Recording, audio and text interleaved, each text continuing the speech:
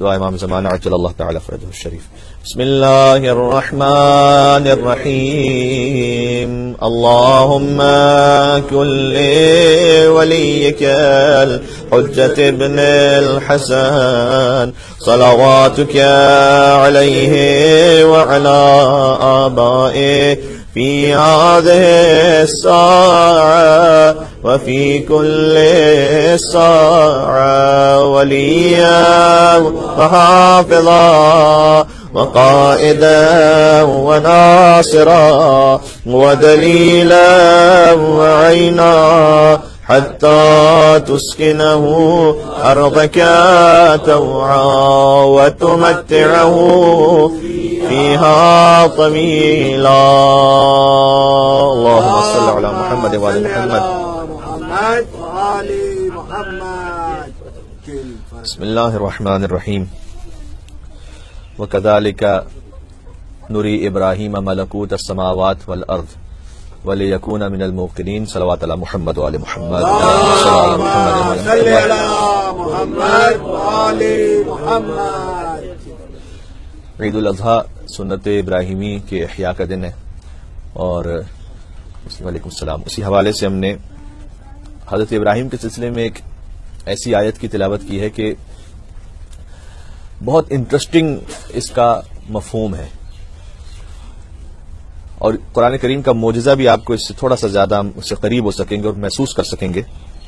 ابراہیم علیہ السلام بہت عظیم الشان نبی ہیں، اور قرآن میں جن کے لیے واضح طور پر اللہ سبحانہ وتعالیٰ نے یہ فرمایا کہ انی جاعلک للناس اماما، انہیں مخاطب کرتے ہوئے فرمایا کہ اے ابراہیم میں تمہیں انسانوں کا امام بنا رہا ہوں. لہذا سرکار ختمی مرتبت کے بعد عظیم ترین درجہ ہے حضرت ابراہیم علیہ السلام کا تمام انبیاء میں. سورہ انعام کی جو یہ آیت ہے اس میں ارشاد ہوا کہ وَكَذَلِكَ نُرِي إِبْرَاهِيمَ مَلَكُوتَ السَّمَاوَاتِ وَالْأَرْضِ. اس کا میں لفظ بلفظ ترجمہ کرتا ہوں خدمت میں کہ اور اسی طرح ہم نے ابراہیم کو دکھلائیں ملکوت السماوات والارض، زمین و آسمان کے ملکوت نشانیاں، وَلِيَكُونَ مِنَ الْمُوقِنِينَ، اور تاکہ ابراہیم یقین رکھنے والوں میں ہو جائے. اس کا اگر بالکل سلیس ترجمہ دیکھیں کہ ہم نے ابراہیم کو زمین و آسمان کی نشانیاں دکھائیں تاکہ وہ یقین رکھنے والوں میں سے ہو جائے، لیکن نہیں، اس سے پہلے ایک حرف ہے یہاں پر وَلِيَكُونَ مِنَ الْمُوقِنِينَ. اس سے ترجمہ یہ بنتا ہے کہ ہم نے زمین و آسمان کی نشانیاں ابراہیم علیہ السلام کو دکھائیں اور تاکہ وہ یقین رکھنے والوں میں ہو جائیں. یہ جو لفظ اور ہے یہاں پر، یہ ظاہر آپ دیکھیں تو سلیس سمپل ترجمے میں لفظ اور کا مطلب سمجھ میں نہیں آتا کہ یہ الگ سے اور لکھنے کی ضرورت کیا ہے. واو وَلِيَكُونَ مِنَ الْمُوقِنِينَ. یعنی اگر آیت یہ ہے کہ كَذَلِكَ نُرِي إِبْرَاهِيمَ مَلَكُوتَ السَّمَاوَاتِ وَالْأَرْضِ لِيَكُونَ مِنَ الْمُوقِنِينَ، ہم نے ابراہیم کو زمین و آسمان کی نشانیاں اس لیے دکھائیں تاکہ وہ یقین رکھنے والوں میں ہو جائیں، یہ ایک مسلسل ترجمہ ہے. لیکن اگر ترجمہ یہ ہے کہ ہم نے زمین و آسمان کی نشانیاں ابراہیم کو دکھائیں اور تاکہ وہ یقین رکھنے والوں میں ہو جائیں، تو یہ لفظ اور کا مطلب کیا ہے؟ یہ جو لفظ اور ہے واو، یہاں مفسرین نے اس بات کو لکھا ہے کہ اللہ نے جو زمین و آسمان کی نشانیاں ابراہیم علیہ السلام کو دکھائیں، بہت کچھ اور تھا یہاں پر ایسا کہ جو الفاظ میں آنے کے قابل نہیں تھا، گنجائش ہی نہیں تھی عربی جیسی لغت میں بھی کہ اسے ملفوظ کر کے بیان کیا جا سکے. لہذا بس فرمایا کہ اتنا سمجھ لو کہ ہم نے جب نشانیاں دکھائیں اور بھی بہت کچھ ابراہیم علیہ السلام کو دکھایا اور انہیں عطا فرمایا جو کہ لفظ میں بیان کے قابل نہیں ہے تاکہ وہ یقین رکھنے والوں میں ہو جائے. تو ابراہیم علیہ السلام کو اللہ سبحانہ وتعالیٰ نے کچھ ایسا دکھایا تھا کہ جو لفظ میں آنے کے قابل ہی نہیں تھا، گنجائش ہی نہیں تھی الفاظ میں کہ ہم سمجھ سکتے کہ وہ کیا ہے. وہ فقط مقام نبوت کے اعتبار سے تھا کہ وہ درک کر سکتے ہیں کہ وہ کیا باتیں تھیں کہ جو اللہ سبحانہ وتعالیٰ نے براہ راست انہیں دکھائی. اور اسے یہ سمجھ میں آتا ہے کہ قرآن کے الفاظ تو چھوڑ دیجیے، ایک حرف کہیں پر اگر موجود ہے تو اس ایک حرف کے ہونے نہ ہونے سے مطلب میں اتنا بڑا فرق پڑ جاتا ہے کہ اگر وہ ایک واو کا حرف ہے تو مطلب کہاں سے کہاں پہنچ گیا، اتنی وسعت آ گئی اس مطلب میں اس ایک حرف واو کی وجہ سے. ٹھیک ہے، اور معنی یہ ہو گیا کہ بہت سی باتیں ایسی ہیں کہ جو ہم تمہیں نہیں سمجھا سکتے، تمہاری عقل میں نہیں آ سکتی، یعنی ہماری اور سب کی، لہٰذا ہم بس اتنا کہہ رہے ہیں کہ اور سمجھ لو کہ بس کچھ تھا. لِيَكُونَ مِنَ الْمُوقِنِينَ، تاکہ وہ یقین رکھنے والوں میں سے ہو جائے. اچھا جو کچھ اللہ سبحانہ وتعالیٰ نے دکھایا حضرت ابراہیم کو اور الفاظ میں بیان کیا وہی اتنا حیرت انگیز ہے، تو جو الفاظ میں بیان نہیں کیا وہ کیا کچھ ہوگا وہ کچھ سوچ ہی سکتا ہے بس. پھر یہ ہے سورہ انعام کی آیت. سورہ بقرہ کی آیت ہے جس میں فرمایا کہ وَإِذْ قَالَ إِبْرَاهِيمُ رَبِّ أَرِنِي كَيْفَ تُحْيِي الْمَوْتَى. اے رسول آپ اس وقت کو یاد کیجئے ابراہیم علیہ السلام نے کہا کہ اے رب تو مردوں کو کیسے زندہ کرے گا. تو اس کا تو ذکر قرآن میں ہے کہ اللہ نے دکھایا کہ تو مردوں کو کیسے زندہ کرے گا. قَالَ وَلَمْ تُؤْمِنْ. تو خدا نے کہا ابراہیم تم ہم پر ایمان نہیں رکھتے. قَالَ بَلَا. انہوں نے کہا کہ ایمان تو رکھتا ہوں وَلَٰكِن لِيَطْمَئِنَّ قَلْبِي. لیکن میں چاہتا ہوں کہ میرے دل کو اطمینان بھی آ جائے. اب بہت سی چیزوں کا اس وقت ایمان رکھتے ہیں شاید اطمینان کی منزل پر نہ ہو. مثال کے طور پر یہ ہے کہ قبر میں یہاں پر مردے دفن ہیں، کچھ کا حساب و کتاب ہو چکا ہے، شاید کچھ کا ہو رہا ہو، قبر میں کیا کیا صورتحال ہے، سب کچھ یہ ہم ایمان تو رکھتے ہیں اس بات پر کہ لائف آفٹر ڈیتھ، لیکن اس کا اطمینان کتنوں کو ہے. تو ایمان ہونا اور بات ہوتی ہے، اطمینان ہونا اور بات ہوتی ہے. فرمایا کہ میں ایمان رکھتا ہوں لیکن میں اطمینان کی منزل تک چلا جاؤں، اور وہ اطمینان کو ہم اپنے اطمینان سے قیاس نہ کریں، وہ جو نبی والا اطمینان ہوتا ہے. ولیکن لیطمئن قلبی. میں چاہتا ہوں میرا دل مطمئن ہو جائے. قال فخذ أربعة من الطير فصرهن إليك ثم اجعل على كل جبل منهن جزءا ثم ادعوهن يأتينك سعيا واعلم أن الله عزيز حكيم. اے ابراہیم آپ 4 پرندوں کو لیجئے، انہیں ذبح کیجئے، ان کا گوشت مخلوط کر کے پہاڑ کے اوپر رکھ دیجئے. ثم ادعوهن يأتينك سعيا. اس کے بعد آپ انہیں بلائیے گا تو یہ سب کی سب آپ کی طرف آنے لگیں گے. واعلم ان اللہ عزیز حکیم. اور آپ یاد رکھیں کہ خدا صاحب عزت بھی ہے اور صاحب حکمت بھی ہے. یہ اللہ نے حضرت ابراہیم علیہ السلام کو نشانی عطا فرمائی، اور اسی نشانیوں کے اعتبار سے ان کا مقام نبوت سے اور رسالت سے اور خلت سے بلند ہوتے ہوتے امامت تک پہنچ گیا. جو کہ اب میں عرض کر رہا تھا ایک مقام پر کہ حضرت ابراہیم علیہ السلام کے لیے جب اللہ نے یہ فرمایا قرآن میں، جو آج کے دن جس سنت ابراہیمی کو ہم احیاء کرتے ہیں، سورہ صافات کی آیتیں ہیں کہ اے ابراہیم، یعنی فلما بلغ معه السعي قال يا بني اني ارى في المنام اني اذبحك فانظر ماذا ترى قال يا ابت افعل ما تؤمر ستجدني ان شاء الله من الصابرين. کہ جب اسماعیل اتنے جوان ہو گئے کہ وہ باپ کا سہارا بن گئے. ہم نے عرض کیا تھا کہ یہ امام صادق علیہ السلام کی حدیث کے مطابق ایک باپ کے لیے جو سب سے زیادہ خوشی اور لذت کا موقع روحانی طور پر ہوتا ہے، اس کی قلبی کیفیت ہوتی ہے، وہ اس وقت ہوتا ہے کہ جب اس کا بیٹا جوان ہو جائے، پرورش وہ اپنے بیٹے کی ایسی کر لے کہ وہ بڑا ہوتے ہوتے اتنا جوان ہو جائے کہ وہ اس کا سہارا بن جائے. تو امام نے فرمایا کہ جب اس کے قد و قامت کو دیکھتا ہے، اس کے چلنے پھرنے کو دیکھتا ہے، اس کے انداز کو دیکھتا ہے، تو باپ کے دل میں وہ جو لذت ہے وہ بیان سے باہر ہے. تو اسماعیل بالکل اسی سن و سال میں تھے، جو کہ روایات میں یا تاریخ میں اس طرح سے ہمیں ملتا ہے کہ ابراہیم علیہ السلام کی عمر تھی 90 برس اور اسماعیل علیہ السلام کی عمر تھی 15 ایئرس 15. تو آپ سوچئے گا کہ 15 سال کا ایک لڑکا جو بوڑھے باپ کا ایک سہارا ہے، اور آہستہ آہستہ اچھا 15 سال بھی ہمارے یہاں پر جب جو 15 سال عمر ہے اس میں بھی اب قیاس نہ کیجیے. وہ جو عربوں کا اور اس زمانے کا جو سلسلہ تھا کہ 15 سال کا ایک بچہ یعنی مکمل طور پر ایک جوان، اس سلسلے میں فلما بلغ معه السعي، قرآن نے ایک لفظ ایک جملے سے سمجھائی پوری تاریخ کہ دیکھو اتنا تھا کہ وہ باپ کا سہارا بن جاتے تھے کاموں میں. تو اس وقت قال یا بنی، ابراہیم علیہ السلام نے کہا اے میرے بہت پیارے بیٹے، انی اذبحک انی ارى فی المنام انی اذبحک. مطلب کتنا علیکم السلام کتنا زیادہ شاکنگ ہے کہ مثلا ایک باپ اپنے بیٹے سے کہہ رہا ہے کہ میں خواب میں دیکھ رہا ہوں کہ میں تمہیں ذبح کر رہا ہوں، فانظر ماذا ترى، تو بتاؤ کہ تمہارا کیا خیال ہے. کیونکہ ابراہیم علیہ السلام چاہتے تھے کہ اس امتحان میں اسماعیل کو بھی شامل رکھیں، انفورس نہیں کریں. قال یا ابت افعل ما تؤمر، اسماعیل علیہ السلام نے کہا کہ آپ وہ کر دیجئے جس کا آپ کو حکم دیا گیا ہے خدا کی طرف سے. ستجدنی ان شاء اللہ من الصابرین، آپ مجھے صبر کرنے والوں میں سے پائیں گے. اور پھر اسماعیل علیہ السلام کو لے کر چلے. جب اسماعیل کو لے کر چلے تو اس وقت تقریباً اب مختلف روایات ہیں، لیکن مثلا ہمیں ایک جگہ تاریخ میں ملتا ہے کہ جب وہ لے کر جا رہے تھے اسماعیل کو تو شیطان آیا انسانی صورت میں یا بہرحال کسی بھی صورت میں ابراہیم علیہ السلام کو ڈیسیو کرنے کے لیے، اور اس نے کہا کہ ابراہیم تم بوڑھے ہو گئے ہو، جوان بیٹا ہے، اب ایک خواب دیکھا ہے، اس خواب میں تم اتنا سیریس لے لیا تم نے کہ تم ذبح کرنے کے لیے جا رہے ہو. تو اس وقت ابراہیم علیہ السلام نے کنکریاں اٹھائیں اور شیطان کو ماری. پھر وہاں سے جب وہ فرار کیا تو آیا اسماعیل کے پاس اور کہا تمہارے باپ کو تو سمجھ نہیں آ رہا، ان کا تو لگتا ہے کہ اب دماغ اس وقت نہیں چل رہا، لیکن تم تو کم از کم جوان ہو، تمہاری زندگی آگے، یہ تم کیا کر رہے ہو.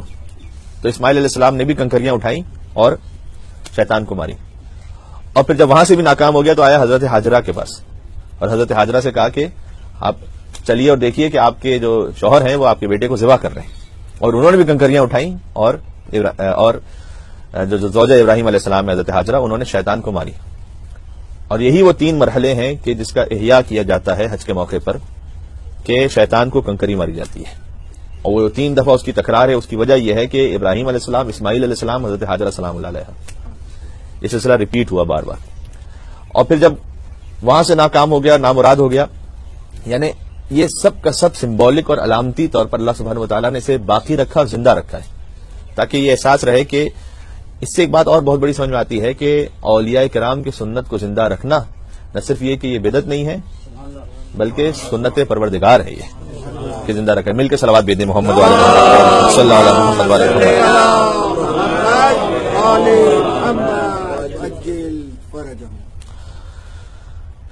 اور اس کے بعد پھر حضرت ابراہیم علیہ السلام لے کر گئے، اور انہوں نے جس انداز سے علماء بیان فرماتے ہیں کہ آنکھوں پر پٹی باندھی، اور تاکہ یہ کہ میں اس منظر کو دیکھ نہ سکوں اور کہیں مجھ میں لغزش نہ ہو جائے کہ میں حکم خدا سے ذرہ برابر بھی اپنے آپ کو روک لوں، ایک دل میں خیال بھی نہ آنے پائے. وَفَدَيْنَاهُ بِذِبْحٍ عَظِيمٍ، لیکن ہم نے فدیہ قرار دیا ایک ذبح عظیم کا، کہ اسماعیل علیہ السلام محفوظ رہے، اور اسماعیل کے عوض ایک اور ذبح عظیم ہے، اور اس ذبح عظیم سے مراد امام حسین علیہ السلام ہے کہ وہ فدیہ قرار دیا گیا.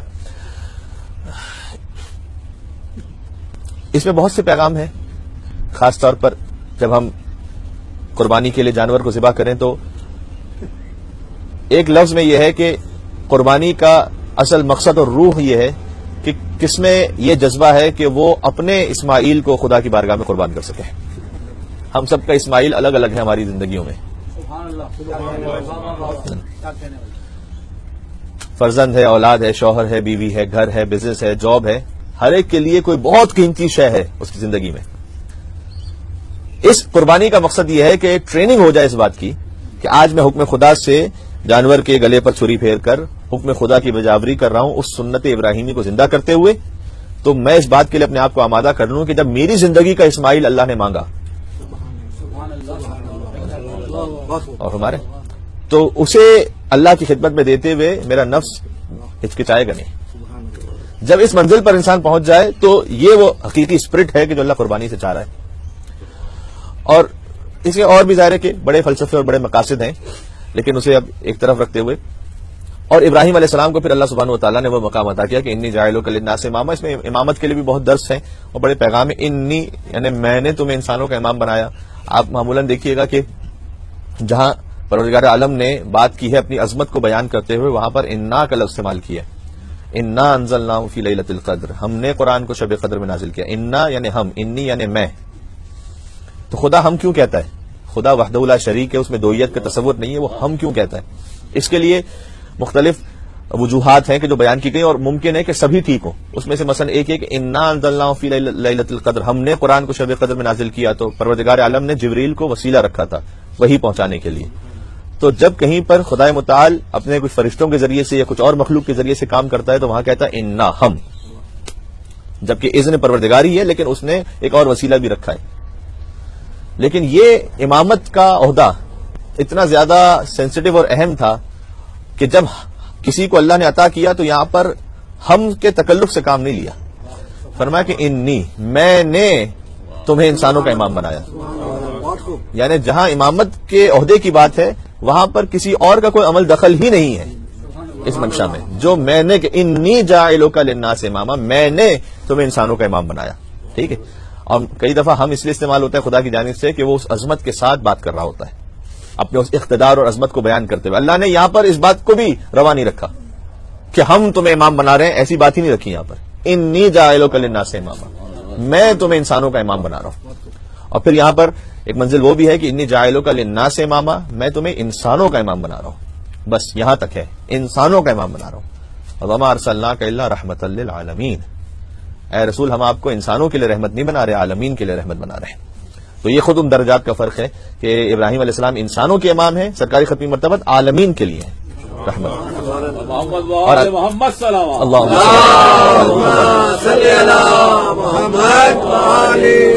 بس بات کو اختتام تک لے جاؤں، سرکاری ختمی مرتبت عالمین کے لیے ہیں. اور ابھی جب نے آیت پڑھی ولاکن لیطمئن قلبی، ابراہیم کہہ رہے ہیں پروردگار میں چاہتا یہ ہوں کہ تو مردوں کو زندہ کر، یعنی پرندے زندہ ہو جائیں تاکہ مجھے اطمینان مل جائے. اور سرکار ختمی مرتبت کے لیے وہ آیت جو امام حسین علیہ السلام کے لیے جو صدا گونجی تھی عصر عاشور میدان کربلا میں، اور آیت تو نازل حضور پر ہوئی ہے اور حضور کے لیے در حقیقت پہلے مخاطب تو حضور ہیں کہ یا ایتھا النفس المطمئنہ، اے اطمینان والے نفس. اللہ نے اپنے حبیب سے کہا اے اطمینان والے نفس. تو ابراہیم وہ ہیں کہ جن کے پاس وہ اطمینان کی منزل نہیں تھی، ایمان تھا اطمینان نہیں تھا. فرمایا میں چاہتا ہوں کہ میں اطمینان تک پہنچوں.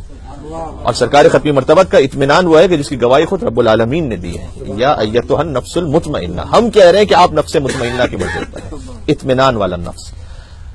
تو حضرت ابراہیم علیہ السلام انسانوں کے امام، سرکار ختمی مرتبت عالمین کے لیے امام اور رحمت.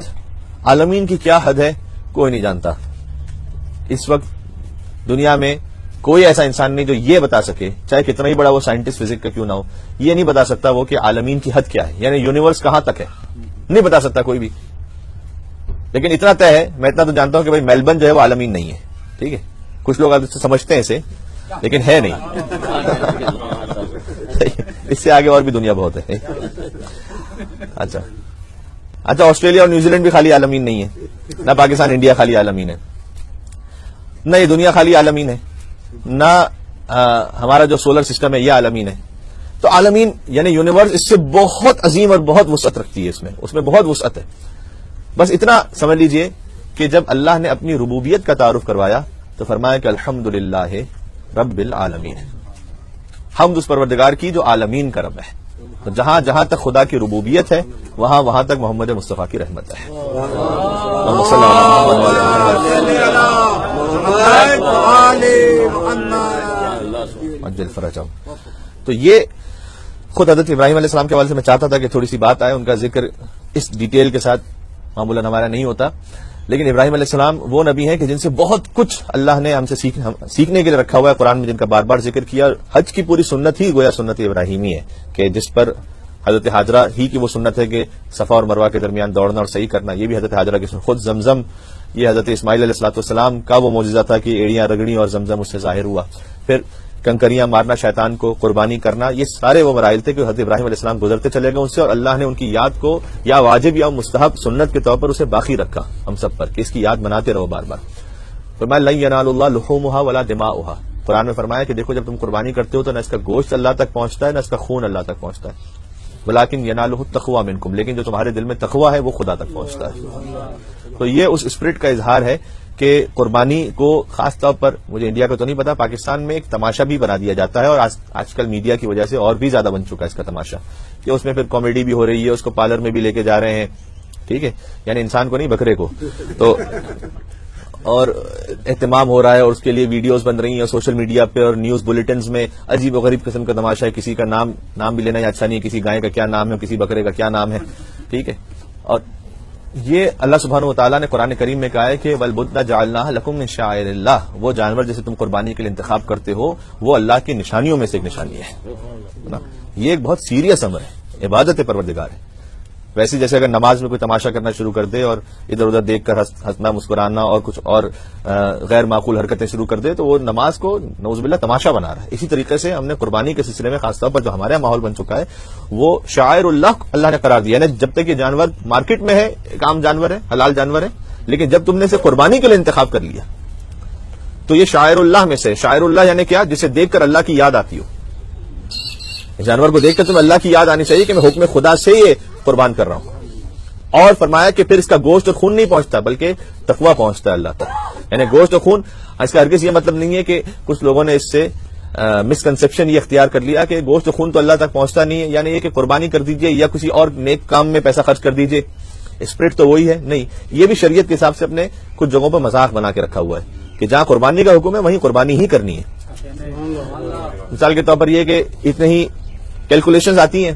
میں نے 2-3 سال پہلے ایک انگلش نیوز پیپر میں اس کو پڑھا بھی تھا کہ اتنی کیلکولیشنز آئیں کہ پاکستان میں اتنے قربانی کے جانور جو ہے وہ ذبح ہوئے تو فرض کیجئے کہ یہ سارا اگر اماؤنٹ ہوتا اور اس سے اتنے ہاسپٹل بن سکتے تھے اور اس طرح سے ہو سکتا تھا، اگر قربانی نہ کی جاتی تو یہ ہو سکتا تھا. تو یہ بھی ایک وہ غلط اور باطل فکر ہے اور روش ہے کہ اگر آپ اسی صاحب سے یہ کہیے کہ بھائی اگر تمہیں اتنے ہاسپٹل بنانے ہیں اور اگر فرض کیجئے کہ اتنی بیٹیوں کی شادیاں ہو جاتی اور اتنے غریبوں تک کی بات پہنچ جاتی تو آپ یہ جو ہر سال دبئی اور یورپ اور US گھومنے کے لیے تشریف لے جاتے ہیں, ذرا اس کو 10 سال کے لیے بند کر دیجیے نا, اس میں سے کچھ امداد دے دیجیے, اور اگر ہم سب اپنی اپنی لگژریز کو کچھ کم کر لیں تو اس سے بہت اچھا کام ہو جائے گا. تو ہم نے سسٹم یہ بنا کے رکھا ہوا ہے, کبھی عزاداری کے نام پر, کبھی قربانی کے نام پر, کبھی کسی اور نام پر, جناب اس سے کم کرو اور کہیں اور دو, اور اس سے کم کرو میں یا تو ہمیں شریعت پہ ٹانگ ٹوٹتی ہے یا نعوذ باللہ امام حسین السلام کی عزاداری پہ ٹانگ ٹوٹتی ہے کہ بھائی یہاں سے کچھ کم کر کے مائنس کر کے. مجھے ایک بزرگ نے جملہ سنایا تھا, آیت اللہ العظمیٰ آ گئے گل پائگانی کا, جو مرج تقلید بی بی معصومہ قم کے حرم میں دفن ہے. تو اس وقت ان سے کسی نے سوال کیا تھا, جب ایران عراق وار ہو رہی تھی, اور وار کے اپنے ایکسپینسز ہوتے ہیں آپ جانتے ہیں, تو ان سے کسی نے آ کر کہا کہ اگر قبلہ ایسا کر دیا جائے کہ اس سال ہم عزاداری کا اپنا جو بجٹ ہے وہ ختم کر دیں یا بہت کم کر دیں, اور اس کا جو پیسہ ہے وہ ہم وار میں لگا دیں, تو کیا ہے؟ تو انہوں نے یہ کہا, جواب یہ دیا کہ تم کیا سمجھتے ہو, تم جنگ جیت کس کی وجہ سے رہے؟ اگر اپنی ہی تمہاری طاقت ہوتی تو تم جیتنے کے قابل ہی نہیں تھے. یہ تو نام امام حسین علیہ السلام ہی تو ہے کہ جس کی وجہ سے تم میں طاقت اور صلاحیت ہے, یہی فرش ازا کی وجہ سے, یہی ماتم امام حسین کی وجہ سے, یہی امام حسین کے غم کی وجہ سے. تو اگر ہم اپنی یعنی نیسیسٹیز تو چھوڑ دیجیے, اس کو تو کم کرنا تو چھوڑ دیجیے, لگژریز کو بھی کم کرنے کو تیار نہیں ہوتے, اور کہتے ہیں کہ یہ عبادت میں سے کم کر لیں, اس عبادت میں سے کم کر لیں. یہ جو تصور ہے یہ صحیح تصور نہیں ہے, بلکہ بڑھتے بڑھتے بات پھر کہیں سے کہیں بدعت تک پہنچ جاتی ہے.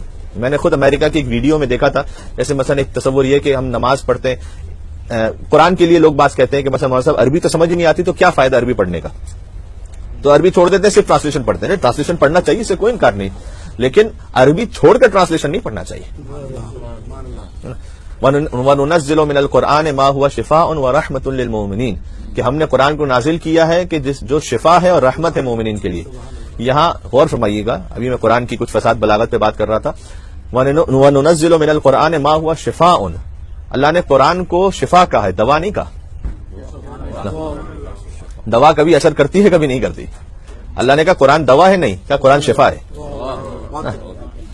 تو اس کے جو الفاظ ہیں اس میں جو نورانیت ہے, اگر ہم عربی کو فرض کیجئے اگر چھوڑ دیں مستقل, دعاؤں کے لیے بعض لوگ کہتے ہیں کہ مثلا ہمارے ساتھ دعا سمجھ میں نہیں آ رہی, دعا کمیل عربی پڑھیں, کیا فائدہ سمجھ میں نہیں آ رہی, ٹرانسلیشن پڑھیں. اگر یہ کنٹینیو کبھی ون آف ہو جائے اس میں کوئی اشکال نہیں, لیکن اگر یہی طریقہ کار بنا دیا جائے تو پھر جو آگے جنریشن ہے اس کے پاس تو وہ عربی متن ہی باقی نہیں بچے گا, وہ تو صرف بڑی کتابوں میں لائبریریز کے تک رہ جائے گا. ٹھیک ہے, اور بڑھتے بڑھتے بات کہاں تک پہنچ جاتی ہے, میں عرض کر رہا تھا, میں نے امریکہ کی ایک ویڈیو دیکھی جس میں نماز ہو رہی تھی انگلش میں, باقاعدہ سیریسلی نماز پڑھ رہے ہیں, اس میں خاتون نماز پڑھا رہی ہیں اور پیچھے لیڈیز جینٹس سب ایک ساتھ مل کے حجاب وغیرہ وغیرہ سب ایک ساتھ ہیں, اور نماز انگلش میں ہو رہی ہے باقاعدہ. مثلا اللہ اکبر انگلش میں کہہ رہے ہیں, مثال طور پر سورہ الحمد انگلش میں پورا پڑھا, سورہ اخلاص انگلش میں, رکوع انگلش میں, اور اس کو وہ جسٹیفائی اس طرح سے کر رہے ہیں کہ بھائی نماز آپ پڑھ رہے ہیں, عربی میں کیا سمجھ میں آ رہا ہے, زیادہ بہتر ہے کہ انگلش میں پڑھو تاکہ سمجھ میں آئے کہ کیا کہہ رہے ہیں. تو کبھی کوئی چیز شاید کسی اچھی اسپرٹ سے شروع ہوئی ہوتی ہے, لیکن اگر ہم اسے کنٹرول نہ کریں تو بڑھتے بعد کسی بدعت تک پہنچ جاتی ہے. تو ہمیں بڑی احتیاط کرنی چاہیے. ٹھیک ہے, اگر کسی کو سمجھنا ہے کہ نماز میں کیا پڑھا جا رہا ہے, اس کے لیے یہ نماز کا وقت نہیں ہے. نماز تو وہی طریقہ کار کے پروٹوکول کے مطابق ہے جو اللہ نے بتائی ہے. آپ زندگی میں کوئی الگ سے وقت نکالیے اور دیکھیے کہ نماز میں کیا کہا جا رہا ہے. اس کی مثال ایسی ہے کہ ہر کنٹری میں جس طرح سے نیشنل اینتھم ہوتا ہے, اب مجھے یہاں کا اس حوالے سے علم نہیں کہ بچوں کو اتنا سمجھ میں آتا ہے نہیں آتا, مجھے اتنا پتا ہے پاکستان میں تو بچوں کو کسی کو سمجھ میں نہیں آتا, کیونکہ مجھے بھی سمجھ میں نہیں آتا تھا جب میں نیشنل اینتھم پڑھ رہا ہوتا تھا. اسکول میں ہم پڑھ رہے ہیں, رٹائے پڑھ رہے ہیں نیشنل اینتھم, اور ہمارا نیشنل اینتھم تو ہے بھی فارسی میں. پاکستان کا جو نیشنل اینتھم ہے وہ فارسی میں. اب فارسی جو ہے وہ کلاس 1 کے 2, 3, 4 میٹرک تک کے بچے کو بھی سمجھ میں نہیں آئے گی کہ کیا پڑھ رہے ہیں. لیکن فرض کیجئے کہ اگر آپ یہ کہیں کہ جب ہم اس وقت نیشنل اینتھم کے بجائے آپ اس کو ٹرانسلیٹ کر کے آسان الفاظ میں اردو میں سب مل کے پڑھیں, یہ تصور ہی نہیں ہے. کیوں؟ اس لیے کہ وہ اس کنٹری کا ایک ٹریڈ مارک ہے. آپ اس کو اس وقت نہیں بدل سکتے, اس ترانے کو, اس نعرے کو. اگر آپ کو سمجھانا ہے بچوں کو تو اس کے لیے الگ سے کلاس رکھیے اور بتائیے کہ قومی ترانے میں کیا پڑھایا جا رہا ہے. آپ اس کو اس وقت چینج نہیں کریں گے. اسی طرح سے نماز کا معاملہ ہے. نماز جو اللہ نے رکھی ہے وہ اس کو اسی انداز سے پڑھنا ہے آپ نے. ہاں, اس کو سمجھنا کوئی چاہتا ہے, غور کرنا چاہتا ہے, وقت نکالے الگ سے, غور کرے اس میں. ٹھیک ہے, تو میں کہنا چاہ رہا ہوں قربانی کا بھی یہی معاملہ ہے. قربانی اگر ہے تو جو اللہ نے جس وقت جو سنت رکھی ہے, اگر آپ اس کو ہلاتے رہیں گے شریعت کو اپنے اپنے حساب سے, تو پھر شریعت کی کوئی اور ہی شکل ہو جائے گی, وہ نہیں ہوگی جو خدا متعال نے چاہیے. تو جس وقت جو عبادت رکھی ہے اس کو اسی طرح سے انجام دیں. وہ واجب رکھی ہے, وہ اللہ سمجھتا ہے کہ کس چیز کو کس نے اسے واجب رکھا ہے, کس چیز کو کہاں سنت رکھا ہے, کس چیز کو کہاں مستحب رکھا ہے اس نے. بس 2 جملے میں منزل مصائب پر اسی ربط کے ساتھ عرض کرنا چاہوں گا. حضرت ابراہیم علیہ الصلوۃ والسلام حافظ فارسی زبان کے بہت بڑے شاعر گزرے ہیں, سب سے بڑے شاعر حافظ گزرے ہیں. جیسے اردو زبان میں اگر مثلا آپ کلاسیکل شاعری دیکھیں تو مرزا غالب کا نام ہے مثلا, اس طرح حافظ شیرازی وہ اتنے بڑے شاعر ہیں, ان کے کچھ کلام عرفانی ہیں. 3 بڑے شعراء ہیں پرشین لینگویج میں, حافظ, سعدی, مولوی. اگر سعدی کے اشعار دیکھیں تو وہ زیادہ غزلیات کی طرف ہیں, مولوی کے اشعار دیکھیں تو وہ عرفان کی طرف ہیں, اور حافظ کے اشعار دیکھیں تو انہوں نے ملا دیا اسے کہ اتنے زومانہ اشعار ہیں کہ جس میں عرفان کے اتنے پہلو نکلتے ہیں کہ علماء کرام, بعض علماء حافظ کے اشعار کو نماز شب کی قنوت میں پڑھا کرتے ہیں, اس میں وہ عرفانی مطالب ہے. حافظ نے ایک شعر لکھا, مرید پیر مغانم زمن مرنج اے شیخ کہ وعدے تو کر دی و بجا او آورد.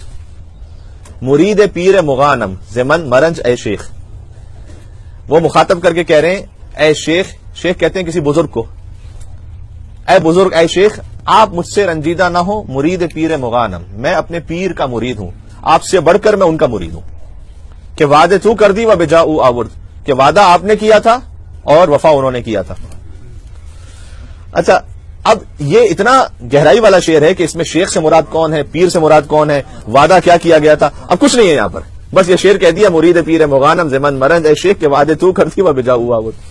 تو مرحوم دری ایک ہوتے تھے تہران میں, امام جماعت ایک مسجد میں, انہوں نے, ان سے یہ بات منسوب ہے کہ ایک جوان ان کے پاس آیا, ایک جوان نے اس بات کو نقل کیا کہ میں مرحوم دری کے پاس گیا اور میں نے ان سے کہا کہ حضرت مجھے اس شعر کا مطلب سمجھ میں نہیں آ رہا, تو آپ اگر کچھ اس تاریخی حوالے سے, عرفانی حوالے سے سمجھا سکیں کہ اس میں حافظ کیا کہنا چاہ رہے ہیں. تو انہوں نے کہا کہ دیکھیے, اس میں حافظ یہ کہنا چاہ رہے ہیں کہ شیخ, بزرگ سے مراد حضرت آدم علیہ السلام ہے, اور پیر سے مراد مولا علی علیہ السلام ہے, اور حافظ کہہ رہے ہیں آدم علیہ السلام سے کہ اے آدم, آپ مجھ سے رنجیدہ نہ ہو اس لیے کہ میں آپ سے بڑھ کر علی کا مرید ہوں, اپنے پیر کا یعنی علی کا مرید ہوں. کیوں کہ وعدے تو کر دی و بجا او آورد, کہ وعدہ آپ نے کیا تھا, وفا انہوں نے کیا تھا.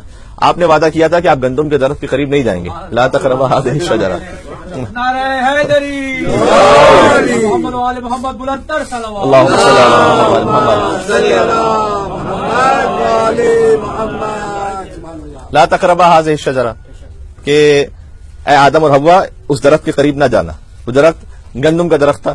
اس میں اور بھی روایات ہیں کہ مثلا سیب کا درخت تھا, کچھ نے کہا. اور پھر امام علیہ السلام سے جب پوچھا گیا کہ مولا وہ کس چیز کا درخت تھا, تو امام نے جواب دیا کہ تم کیا یہ سمجھتے ہو کہ جو جنت کے درخت ہیں وہ دنیا کے درخت کی طرح ہیں. جب تم جنت کے درخت کے پاس پہنچو گے تو جو نیت کرو گے وہی درخت ہو جائے گا اور وہی پھل تمہیں عطا ہو جائے گا. تو وہی ایک درخت ممکن ہے گندم کا بھی ہو, وہی درخت ممکن ہے سیب کا بھی ہو, وہی درخت ممکن ہے کسی اور چیز کا بھی ہو. تو بہرحال لیکن جو معمول ہمارے پاس روایت اس میں گندم کے درخت سے قریب اللہ نے جانے سے منع کیا تھا, ویٹ. تو حافظ کہہ رہے ہیں کہ اے آدم, آپ نے وعدہ کیا تھا کہ آپ قریب نہیں جائیں گے, لیکن آپ تشریف لے گئے, ترک اولا ہو گیا. مولا کائنات, انہوں نے وعدہ نہیں کیا تھا کوئی اللہ سے کہ میں گندم نہیں کھاؤں گا. یہ علی نے خود کہا ساسا ابن سوہان کو, جب ساسا ابن سوہان نے سوال کیا تھا کہ انت افضل ام آدم, اے علی آپ افضل ہیں یا آدم, تو حضرت علی نے کہا تھا کہ آدم نے وعدہ کیا تھا کہ وہ گندم کے قریب نہیں جائیں گے, میں نے وعدہ نہیں کیا تھا, اس کے باوجود بھی میں نے جو کی روٹی کھا کے گزارا کیا اور سادہ ترین غذا کھا کے گزارا کیا, اور میں نے گندم کی روٹی استعمال نہیں کی تھی. تو حافظ یہ کہنا چاہ رہے ہیں شعر میں. اچھا, شعر بالکل واضح ہے اور مستعمل سمجھ میں آ رہا ہے بالکل اس کا معنی. اس وقت میں نے اس کو کیوں پڑھا آپ کی خدمت میں, اس کی وجہ ہے وہ جوان کہتا ہے کہ مرحوم دری ان کی وفات ہو گئی. میں نے ان سے پوچھا, پھر بعد میں کبھی ان کی وفات ہوئی, اور اس وفات کے کچھ دنوں بعد میں نے انہیں عالم خواب میں دیکھا اور وہ تشریف لائے. ایک انسان جب مر جاتا ہے, یہ جو قبرستان میں یہاں پر لوگ ہیں یہ بہت کچھ ہم سے زیادہ دیکھ رہے ہیں اور سن رہے ہیں اور سمجھ رہے ہیں. ہم در حقیقت اپنے آپ کو زندہ سمجھتے ہیں, لیکن در حقیقت ان کی آنکھیں زیادہ کھلی ہوئی ہیں اور یہ اس عالم غیب کو دیکھ رہے ہیں کہ جس تک اس وقت ہماری نگاہیں نہیں دیکھ پاتی, ہماری نگاہوں کے سامنے حجاب ہے. تو مرحوم دری کہتے ہیں کہ جب میں مر گیا تو مجھ پر حجاب کشف ہو گئے, ہٹ گئے, اور میں نے بہت کچھ اور دیکھا وہاں, اور اس سے مجھے سمجھ میں آیا کہ جو حافظ کا یہ شعر تھا اس کا ایک اور گہرا مطلب ہے. یہ مطلب نہیں ہے, وہ مطلب بھی اپنے مقام پر ہے, لیکن اس کا گہرا مطلب یہ ہے کہ مرید پیر مغانم زمن مرنج اے شیخ, شیخ سے مراد حضرت ابراہیم علیہ السلام ہے اور پیر سے مراد امام حسین علیہ السلام ہے. اور حافظ کہہ رہے ہیں کہ اے ابراہیم, آپ مجھ سے رنجیدہ نہ ہوں, بلکہ میں آپ سے بڑھ کر امام حسین علیہ السلام کا مرید ہوں کہ وعدے تو کر دی اور بجا او آور, اس لیے کہ اے ابراہیم وعدہ آپ نے کیا تھا لیکن وفا حسین نے کیا تھا. اور ابراہیم نے وعدہ کیا تھا کہ وہ اپنے فرزند کو قربان کریں گے. لقد صدقت الرؤیا, اس میں ابراہیم علیہ السلام کی ذرہ برابر بھی کوئی کمی نہیں ہے. اللہ نے کہا آپ نے اپنے خواب کو سچ کر دکھایا, جتنا امتحان تھا وہ ہو گیا پورا, لیکن امتحان ہی اتنا تھا. آپ نے جو وعدہ کیا تھا اس کے مطابق آپ آخری حد تک گئے، لیکن بہرحال مصلحت پروردگار تھی کہ اسماعیل بچ گئے۔ حافظ کہہ رہے ہیں کہ اے ابراہیم وعدہ آپ نے کیا تھا لیکن وفا حسین نے کیا تھا، اور اس وعدے کو حسین نے ایسے وفا کیا کہ استأذن ابا، روایت میں ملتا ہے کہ علی اکبر نے اپنے بابا سے اجازت طلب کی، فأذن الحسین، اور حسین نے فوراً اجازت دی۔ آپ نے اگر کہیں کسی ذاکر خطیب کی مجلس میں یہ سنا ہو کہ حسین نے پس و پیش سے کام لیا، وہ خطابت کے حوالے سے ٹھیک ہے، لیکن جہاں مقتل کی بات ہے، استأذن اباہ، حضرت علی اکبر نے باپ سے اجازت طلب کی، فأذن، فا ہے یہاں پر، فأذن الحسین، حسین نے فوراً ہی اجازت دی، اجازت تو دی فوراً، اس لیے کہ وہ وعدہ نبھانا تھا، لیکن بہرحال پھر ہاتھوں کو بلند بھی کیا اور فرمایا اللہم اشہد علی ہؤلاء القوم قد برز الیہ غلام اشبہ الناس خلقا وخلقا ومنطقا برسولک، پروردگار تو گواہ رہنا، تو گواہ رہنا۔ یہاں حضرت علامہ نقطن صاحب نے ایک عجیب واقعہ جملہ لکھا ہے مارکہ، جب عمر سعد لعین نے امام حسین کے لشکر کی طرف صبح عاشور پہلا تیر پھینکا تھا، تو اس نے تیر پھینکا اور اس نے کہا اے لوگوں تم گواہ رہنا کہ میں حسین کی طرف پہلا تیر میں پھینک رہا ہوں، اس نے لوگوں کو گواہ بنایا جو اس کی دنیا کا مقصد تھا۔ امام حسین نے کہا اللہم اشہد، پروردگار میں لوگوں سے کیا کروں گا، تو گواہ رہنا، اللہم تو گواہ رہنا، اشہد علی ہؤلاء القوم، تو اس قوم کے ظلم و ستم پر گواہ رہنا کہ قد برز الیہ غلام اشبہ الناس، اب وہ بیٹا میرا جا رہا ہے، غلام بیٹے کو بھی کہتے ہیں عربی میں، وہ بیٹا جا رہا ہے جو خلقن و خلقن و منطقن، جو سب سے زیادہ شبیہ ہے، یہ حسین کی سند ہے، جو خلق میں، خلق میں اور گفتار میں سب سے زیادہ شبیہ ہے، یعنی علی اکبر فقط چہرے کی حد تک شبیہ رسول نہیں تھے بلکہ وہ کردار میں بھی شبیہ رسول تھے، کہ اکبر کا اخلاق بھی رسول اللہ کے اخلاق کے سب سے زیادہ شبیہ ہے۔ اور جب علماء بیان فرماتے ہیں کہ ابھی اکبر چونکہ اجازت مل گئی تو کچھ آگے بڑھے تو ایسا محسوس ہوا کہ جیسے کوئی آ رہا ہو قدموں کے پیچھے، اور اب جو دیکھا انہوں نے مڑ کر تو دیکھا حسین آہستہ آہستہ قدموں سے چلتے آ رہے تھے۔ اور یہاں مقتل میں ایک جملہ لکھا ہوا ہے جو جگر کو کاٹ دیتا ہے، ایک باپ کے جذبات ہیں بیٹے کے لیے، کیا بیٹا اکبر جب جب تجھ سے ممکن ہو سکے جنگ کے دوران تو اپنا چہرہ پلٹ کر دکھاتے رہو، جب جب ممکن ہو سکے تو اپنے چہرے کو پلٹ کر مجھے دکھاتے رہنا، میں تیرا چہرہ دیکھتا رہوں۔ اور اس کے بعد جب علی اکبر، بس ظاہر ہے کہ آپ رو چکے، آنکھوں میں آنسو آ گئے، ایصال ثواب کی منزل بھی ہو گئی، آج حضرت ابراہیم کا ذکر، اسماعیل کا ذکر، اور پھر حسین اور علی اکبر کا ذکر بھی ہو گیا، مجلس مکمل ہو گئی، تمام ہو گئی۔ آخری جملہ کہتا ہوں کہ جب حضرت علی اکبر زمین کربلا پہ تشریف لائے ہیں، کیسے زمین کربلا پہ تشریف لائے، وہ زخمی ہو چکے تھے اور خود سر مبارک جھکا ہوا تھا گھوڑے کی گردن پر۔ تفصیل مقتل کی یہ ہے، جو معتبر کتابوں میں تفصیل ہے وہ یہ ہے کہ سر مبارک جھکا ہوا تھا اور ان کا گھوڑا دشمنوں کے درمیان جب چلا گیا اور دشمنوں نے گھیر لیا اسے، فقطعوہ بسیوفہم اربا اربا، تو اتنی تلواریں پڑی علی اکبر پر کہ اکبر کا جسم کٹتا رہا اربن اربا، کٹتے کٹتے کٹتے اکبر زمین پر آئے، اور جب زمین پر تشریف لائے تو فرمایا کہ علیک منی السلام، اے بابا میرا آخری سلام قبول فرمائیے۔ جب بھی کوئی شہید گرتا تھا تو کوئی کہتا تھا مولا میری مدد کو آئیے، آقا میری خبر لیجیے، اکبر نے یہ نہیں کہا، فرمایا علیک منی السلام، بابا میرا سلام قبول فرمائیے۔ یہ بنی ہاشم سے تعلق رکھنے والے ہیں، فصاحت و بلاغت میں اپنی معراج پر بابا کو سمجھانا چاہتے ہیں، بابا آپ صبح سے لاشیں اٹھا کر بہت خستہ ہو چکے ہیں، اب میری لاش پر آنے کی زحمت نہیں فرمائیے، علیک منی السلام، بس میرا آخری سلام لے لیجئے، بلایا نہیں مدد کے۔ اور یہاں علماء نے لکھا ہے کہ شاید اکبر کے تصور میں یہ بھی ہوگا کہ میں تو آج اپنے بابا کو اس وقت بلا رہا ہوں، جب میرے بابا زمین کربلا پر گرے تو بابا کے پاس کون آئے گا، حسین کسے آواز دیں گے، لہذا فرمایا لیکن حسین جب ہر شہید کے پاس، جون کے پاس بھی گئے تھے تو اکبر کے پاس کیسے نہ جاتے، حسین چلتے ہیں اور گرے اور آگے بڑھے اور گرے، اور مقتل میں جملہ ہے فسقط من الفرس، یعنی فنزل من الفرس نہیں ہے کہ گھوڑے سے اترے، فرمایا فسقط من الفرس، حسین گرے اور فرمایا ادعونی یا بنیا، اے میرے لال تھوڑی سی آواز دے دو مجھے نظر نہیں۔